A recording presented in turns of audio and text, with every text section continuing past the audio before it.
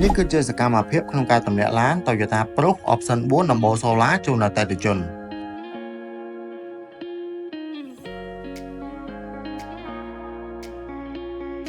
សួស្តីពុកម៉ែបងប្អូនទាំងអស់គ្នាថ្ងៃនេះយើងមកមើលពីសកម្មភាពដែលយើងទម្លាក់ទូឡាន Proof ពណ៌ស្រាបក្អែកជូនអតិថិជនរបស់យើងទាំងអស់គ្នាឡានគ្រឿងនេះមានពណ៌ស្រាបក្អែកដំបូលសូឡាមានស្លាយកុងទ័រពូកស្បែកមានមួយឈុតប្រឡាក់ទឹកដីហើយនឹងក្អែលទេសម្រាប់ឡានគ្រឿងនេះជាទូទៅឡានដែលដាក់តាមកុងតឺន័រយើងត្រូវដោះកង់ចេញសិនព្រោះអីយើងត្រូវដាក់ខាងលើ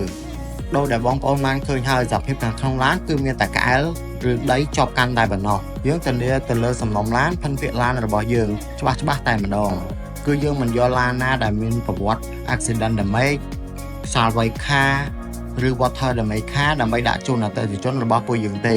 រីឯទឹកថ្នាំរបស់ឡាននេះវិញបងប្អូនអាចមើលបានគឺមិនបាញ់សូម្បីតែកាងតែម្ដងអញ្ចឹងបងប្អូនអាចjoin Telegram Channel ដែលមាននៅក្នុង caption ក៏ដូចជា like page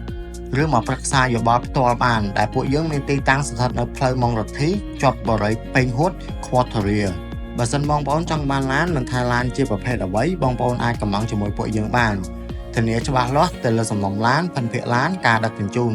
រួមទាំងសេវាកម្មផ្សេងៗទៀតដូចជាការរត់ឯកសារជាដើមអញ្ចឹងបើសិនជាបងប្អូនមានបំណងស្វែងរកឡានមិនថាឡានថ្មីឬមួយទឹកមិនថាម៉ាកអ្វីក៏ដោយពួកយើងអាចកម្មង់ជូនបងប្អូនបានដោយបំណង